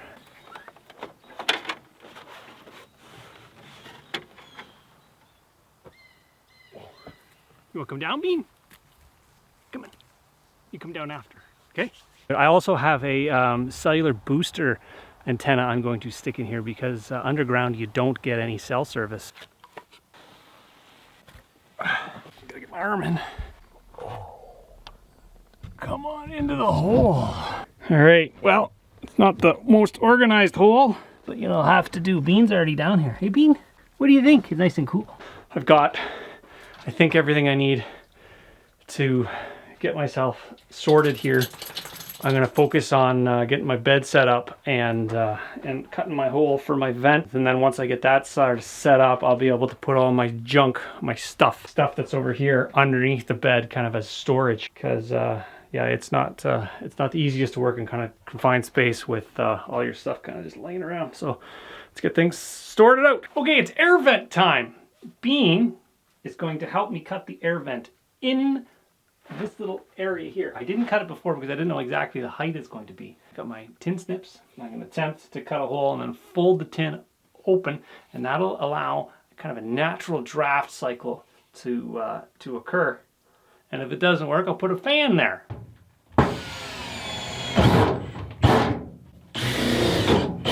Before I got down here, I did some little planning. I tried to pre-cut everything I possibly could because I really don't want to be cutting down here. The ventilation is not great, and inhaling sawdust is not great either. So I've pre-cut everything, and hopefully it fits, or I'm going to be using the old Armstrong saw.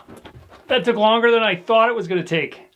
As it turns out, everything's crooked down here. I had to cut nearly every single one, but the bed's made. I can't move down here. Speaking of moving, these are moving blankets.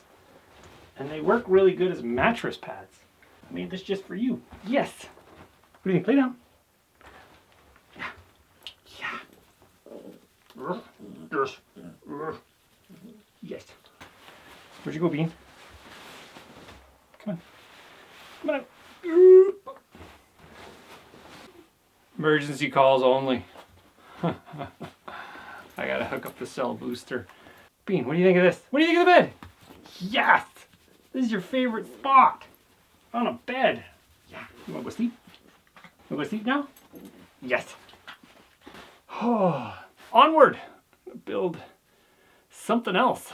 Now that I got my bed set up, I think it's a great idea to hook up my communications. By communications, I mean cellular booster. I don't have any sort of connection to the outside down here. And that's partially a good thing and partially a bad thing, because if anything were to occur, there's no real way to call for help. So what I've done is I've hooked up a cell booster, and I've got it hooked up to my EcoFlow. So I've got, so the antenna that I ran down the ductwork pops out of the duct, and I've got it connected to this booster pack here, which gives me LTE service underground, which is really neat. I think one of the worst things about working in such a confined space is trying to find a spot to put everything. It's always, half the battle is organizing stuff. Anytime I'm doing a job in someone else's home, it's always dealing with their stuff. So my tip today is, if you're getting work done in your house, clear the area completely. If you think, well, you know, they'll just work around that table, they're going to use that table as a workbench. Move it out of the space. If you can, just make it blank slate for them.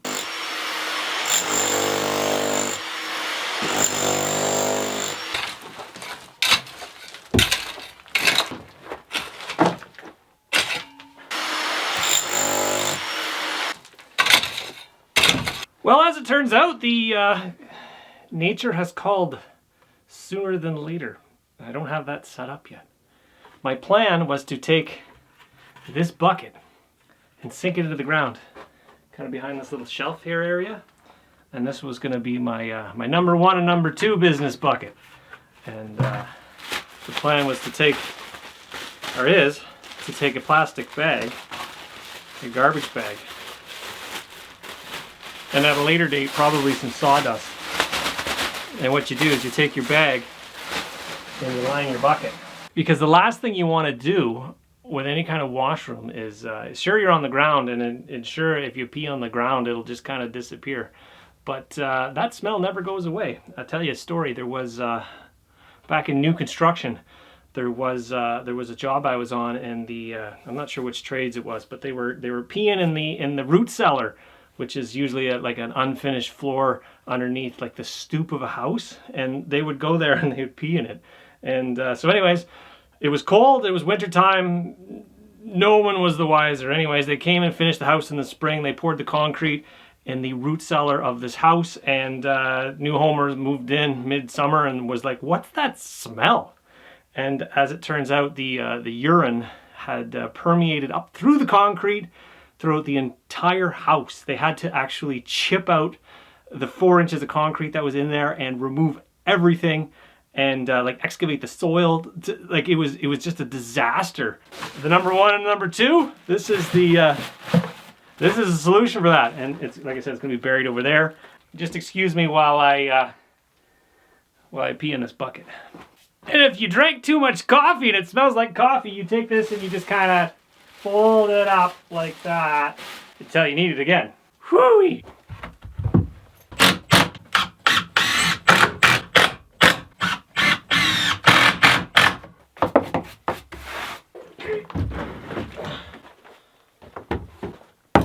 I got some more bed boards, so I figured, why not more shelves? Oh no, we got a leak! That's not cool. Well, I guess that's how she lives now. I've been meaning to replace this guy because it's old. I can't even remember when it was purchased, but I believe we had it when I was a child, so it's probably got to be more than 20 years old. I was checking out over on Cabela Bass Pro Shops. They have the GSI Water Cube, and I'm a pretty big fan of those guys because you can replace them. They're kind of inexpensive. I think they're like $10. I think when you're dealing with water, you kind of better be safe than sorry, and especially in this case, this one's leaking, so I'll probably end up picking up a couple of those guys just to kind of store down here.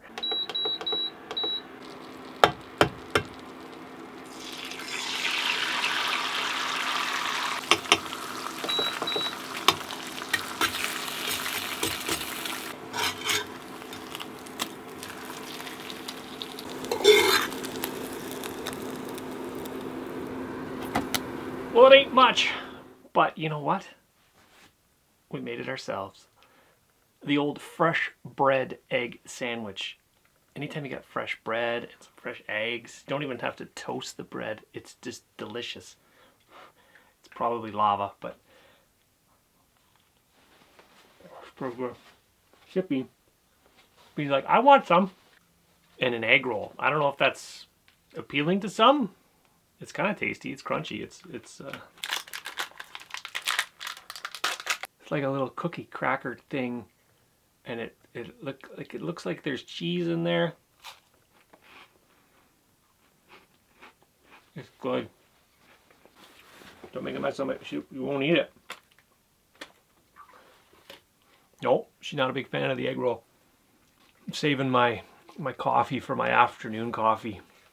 It's about noon, although I can't really tell. We're quiet down here. It's gone up in temp. It's 57.9 degrees. The longer you're doing something, it's nice and refreshing. Yeah, so we got some pretty good progress so far. We've got the bed set up, so if we decide we just want to go to sleep, we can, which is always most important whenever you're setting up camp.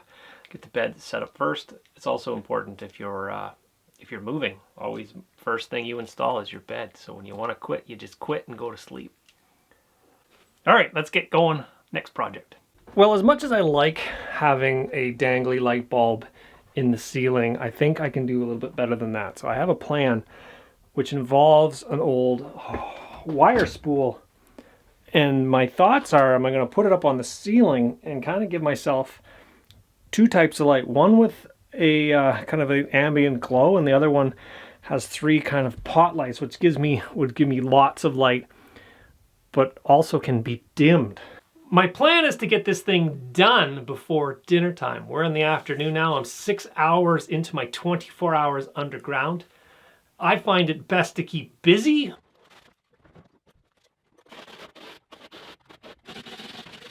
Well, here goes nothing.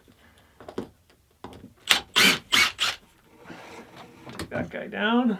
The plan is to lift it above my head and secure it right the center of the room right there.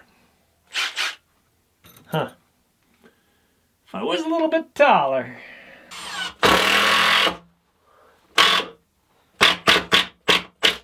One fell swoop. Oh, I don't think so. How'd you hurt your back, Kevin? Oh, I don't know. What about a shovel? Oh. I'm gonna try to set the spool on the top of the rake and then jam the spool up on the ceiling. That sounds like it'll work.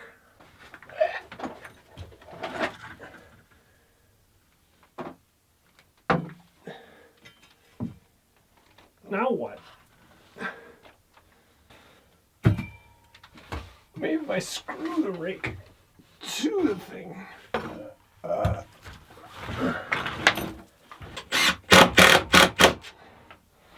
All right, rake is screwed to the top.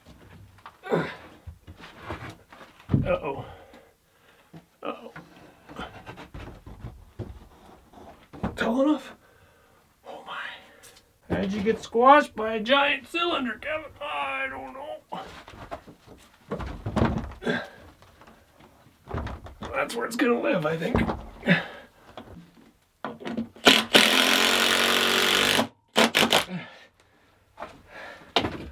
You're gonna stay there?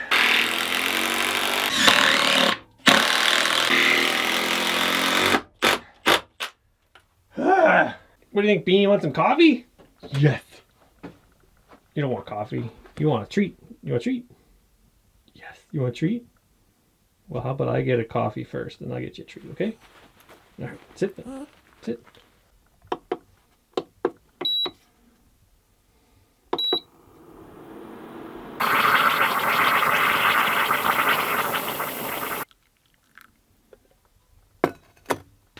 I think it's thundering out. I think we're in for a rainstorm. I don't know how waterproof this thing is. Well, you can see it's getting dark out there. It's still thundering. I can hear it off in the distance. I don't know if we're getting any rain yet. I'm not going to peek my head up. Just checking. I don't see any water down here, so far so good. I don't know if you could, well, I guess if you had to. I was thinking post-apocalyptic living in the ground.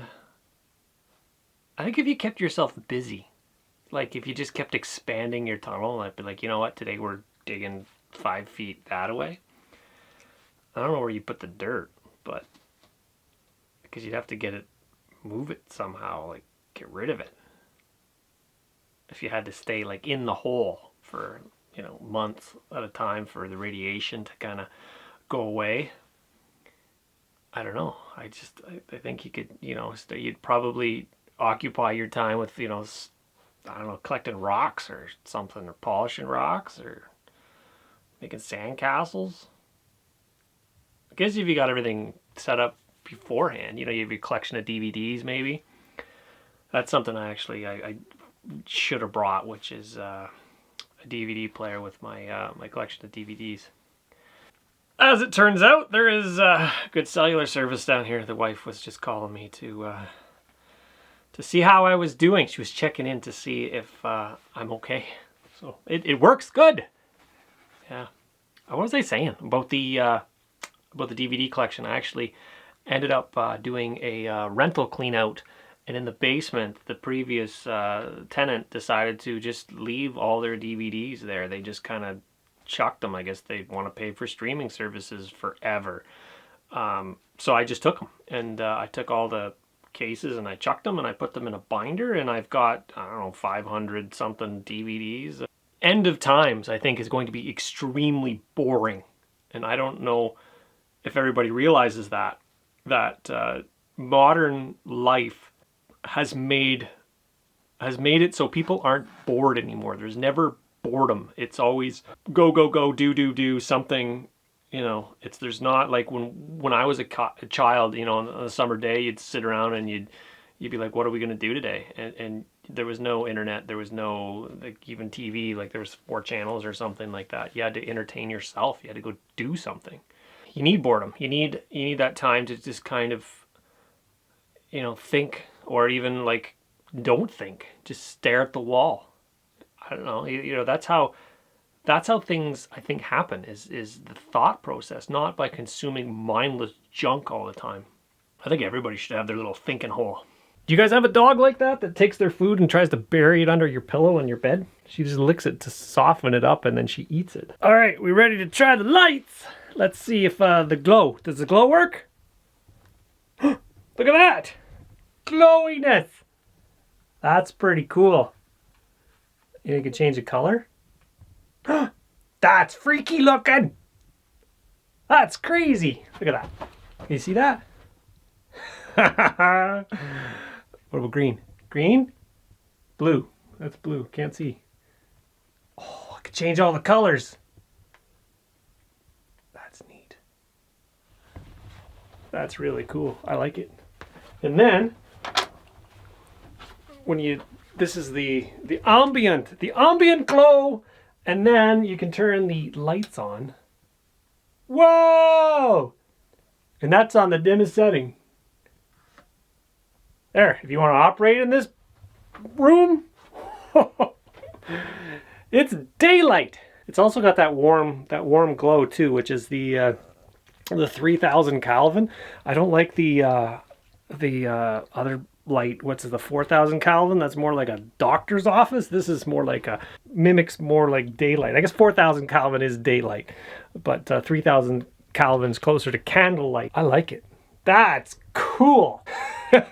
I'm really pleased with that. That's like an art piece. I like it. That is neat looking. I'm pleased. All right, now that we got lighting out of the way, I want to deal with entertainment. And my thoughts originally were to put the TV over here on top of this guy, but I'm going to actually take this thing apart because I don't want it jutting into the room. It serves no purpose anymore. It originally was serving to keep the tunnel from collapsing, so this little jut out is no longer required. I'm probably going to take it back a couple of boards, at least 3 boards.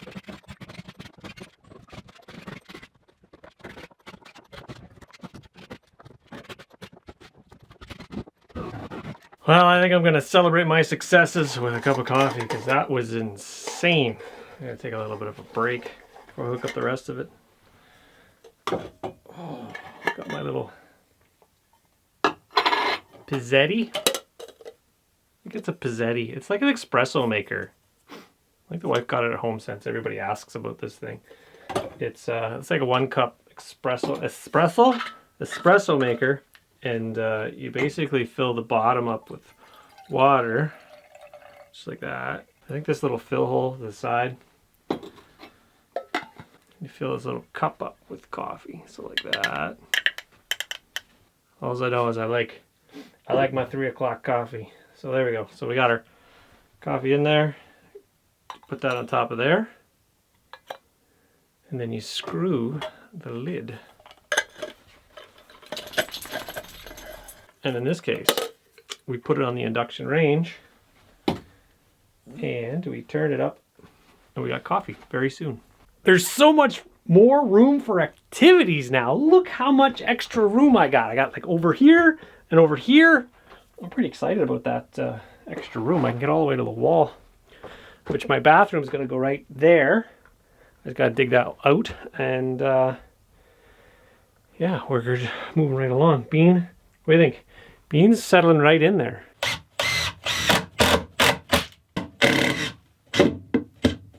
I got my TV set up. That's important to keep myself busy underground. I've got my Roku box, and what I'm gonna do with that guy is tether it to my phone, and then I'm gonna use the cell booster in order to get internet down here, and that's going to allow me to watch pretty much the entire content of the human race. I've got some business to attend to, primarily my toilet. What I want to do is actually sink it in the ground over there, because it's a bucket of pee right now, and I don't really want to accidentally kick it over, and that would just be more of a mess. I've been hearing thunder, so I don't know if we're gonna get a rainstorm, and I don't know how this is going to react underground. If I got far enough underground and there's enough gravel and there's enough waterproofing up top. By waterproofing, I mean logs that are gonna prevent the water from coming down. So I don't know. I don't know how that's gonna pan out. Hopefully, I don't wake up to water coming through the ceiling, because that would suck. In the spirit of adventure, I'm staying underground. So I'm going to dig a hole in my hole for my toilet. 10 minutes of digging, not bad. I ran into a big rock near the bottom, and it didn't want to move, so I just kind of chipped it in half, which is, I guess, the bonus of having the chipping hammer. But it's gotten hot in here. So I'm getting hot in here, which it's really cool. What I found down there is because I broke through the gravel layer, and I'm into, like, it feels like beach sand. Like, look, take a look at this. Take a look at this. It looks like, it's like sand you would find at the beach. That's pretty cool. You can see the water kind of coming in. It's ever so slowly percolating up through there. That's pretty cool. Maybe I'll try to dig a little further. It'd be cool to have a water hole down here. Inadvertently dug a well. Focus! Why won't you focus? It's like I want to dig further. Like it's just really easy digging. Well, there's a slight change of plans. Well, my original plan was to put my toilet down there, but if I've got a source of fresh water in my bunker, yeah, I'm not going to put my toilet there. I think my toilet's going to be wall mounted and not go in my watering hole, because that's cool. I'm going to dig down a little bit more to see if I can actually get the base of that thing to fill up with water. The wife packed me a dinner. She's like, I'm sure you can do that. I'm like, well, I don't know. I have pretty limited experience cooking. It's always an adventure when I'm cooking. She's giving me a skillet meals. That's not really a skillet. That's a frying pan. Meal for 4. Well, I guess if you get stuck down here, you got enough food for a while. Remove sauce from pouch before cooking. Did they really have to put that in there?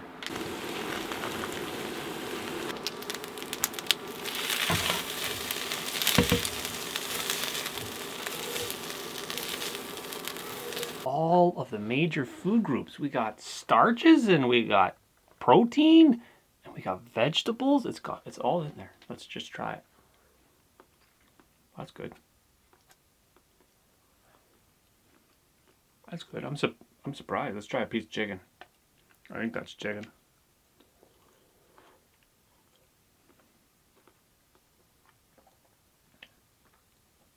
That's surprisingly good. Got my TV all hooked up and it's all tethered. I got my phone over here with my cell booster. I'm getting relatively fast download, terrible upload. I got like 65 megabits per second download, like less than 2 megabits per second upload. So I guess you couldn't upload a video from here, but you could certainly download it. So I've got my brother's channel here. These are the Wooded Beardsmen, and well, I can play it because I won't get copyright infringed. Any other video that I play that I probably can't even play that ad. Skip ads. Oh, look, there's me! How am I on this video? Anyways, I highly recommend those meals in a pinch. Well, not even in a pinch. If you're just like looking for something to eat, that's pretty good. Those Swanson meals are pretty. They're decent. Not much left to do other than complete my task, which is my 24 hours underground. I always forget my pillow. I'm gonna use my shorts. I'm gonna use my shorts as my pillow. What do you think, Bean? You wanna come in? Come on. The lights off. Which light? Convenient for that, right? Hey, Bean, you gotta get.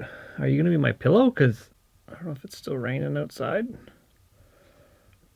Bean tends to get really cuddly when there's a thunderstorm.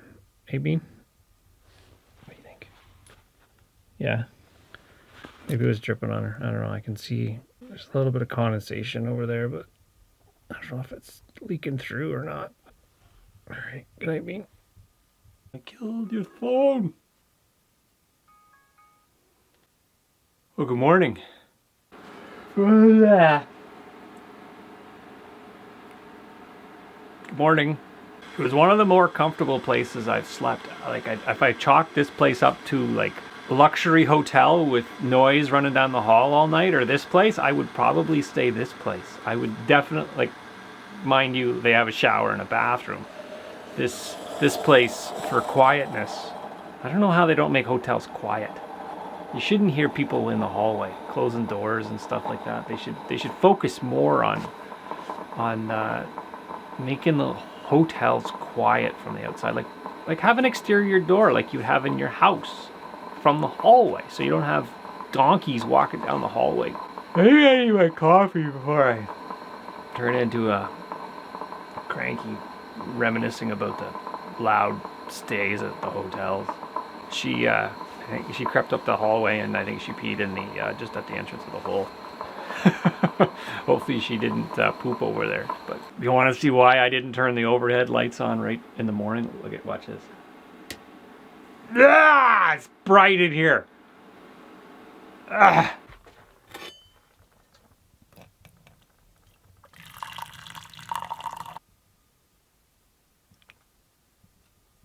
If the caffeine doesn't get you, the sugar still sure does. Come on, Bean. You coming? Come on.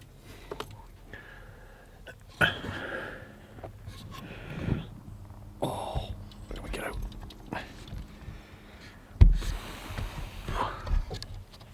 Oh, all right. All right, Bean.